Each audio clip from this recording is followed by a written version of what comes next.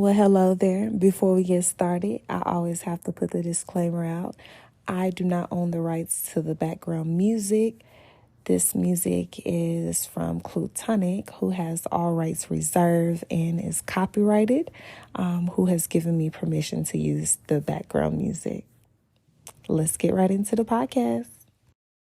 Hey. It is your host, LA. Welcome to Lesson in Everyday Podcast. I hope you are delighted to be here because I am so happy to be sharing with you guys. Thank you for this opportunity. Thank you for tuning in.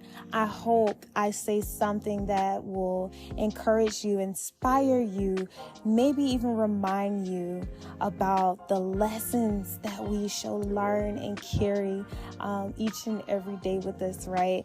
And to be able to just embrace life moments, life happenings, and take it for what it is. I hope you grow. I hope you prosper. And I hope you're able to help someone else too. Listen, today I want to share these words with you. And I hope you repeat these words or write them down. I live to learn. I learn to live. I'm going to say it one more time. I live to learn. I learn to live. Those words right there are words I believe are so powerful. These are words that I began to live by in my early age of life. And I always believe that you are forever learning. And if you are not learning something new and you believe that you know it all, my hat goes off to you, okay? Because I believe as long as you got breath in your body, there is something new and there is something to learn each and every day. I truly believe that.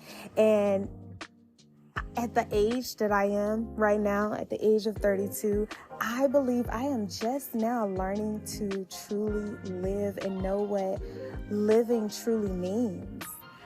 It's from a different perspective.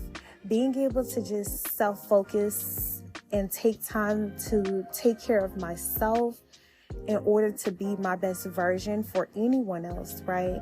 And to give my best, I had to take time out. And in my moment of taking time out, I realized that some decisions that I was making in the week of solitude, I call it solitude because I needed that for self. I realized I did not, discuss where I was going, what I was doing with anyone else. I didn't second guess myself. I made a decision and I followed my heart. I followed my heart each and every day of the week that I was focusing on self, and the week that I took out for this solitude. I literally followed my heart. And in that moment, it was one of my proudest moments in life. And the reason I say that is because I come to reality in realization that everything that I've been through thus far in life has prepared me for where I am. Every experience, whether it was good, whether it's bad, trauma, the pain, the hurt, the smiles, the ups, the downs, the losses, everything that I have experienced thus far prepare me for this moment. And in this moment, I am able to say I'm truly living. For the first time out of my 32 years, I'm truly living. I am living my life. A life that is not asking or waiting for someone's opinion or discussing, or second guessing myself, being indecisive. I am living a life of assurance, knowing who I am, loving who I am, who I'm growing into, becoming, and watching a lot of things that I am discovering about myself unravel, blossom, bloom, whatever word you want to use, right? I'm setting my wings out to fly for the first time. And it took me having to go into solitude. It took me having to take time to say, I need this time for myself. I need this time to self-identify where I am and where I want to go and what I need.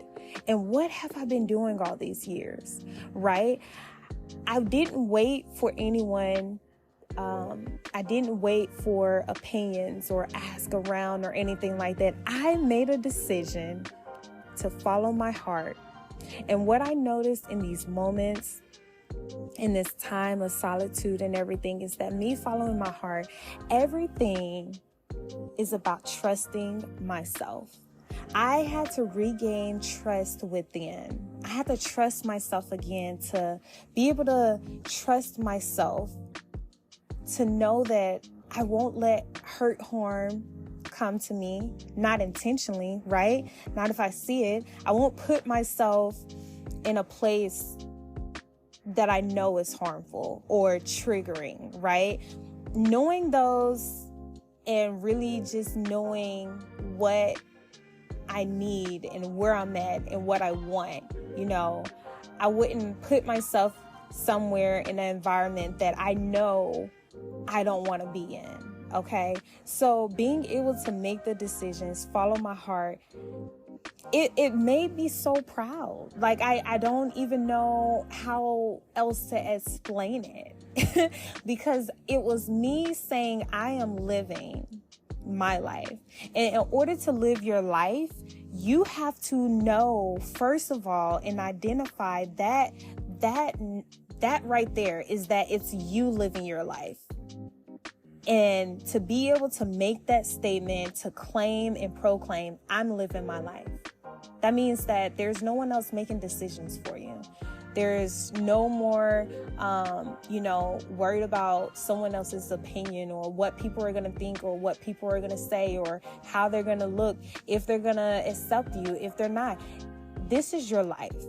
And you can only do what you know to do until you know differently, right? So live your best life. I live to learn. I'm always listening to a podcast. I'm always in tune with, some authors, being able to read some books that are inspiring and that are able to help me in the areas that I am needing to grow and be groomed in. Okay. And I believe I am learning to live my best life, and I'm living it, and I love it. Also, I wanted to share this statement with you too. You must remember you are still living, and that means you have more to learn. That goes with everything I'm saying. You must remember you are still living, and that means you have more to learn. And one thing that I want to remind you and encourage you is that no one around here is perfect. Every human being, including the animals that we love and cherish, right? No one or nothing is perfect. There's nothing. Technology isn't even perfect, okay? There's nothing and no one that's perfect. So, imperfect is authentic. I truly stand on those words. You being authentic, meaning that you have accepted that you have flaws, that you're imperfect, but you are being the best you can be. That's all that matters.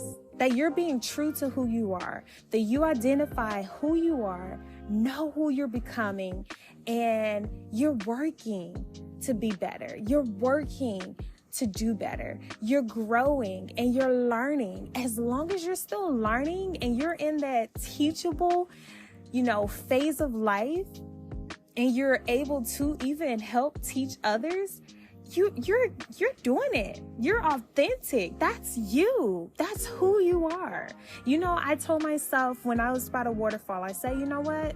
Someone's gonna love my goofiness. Someone's gonna love my sense of humor.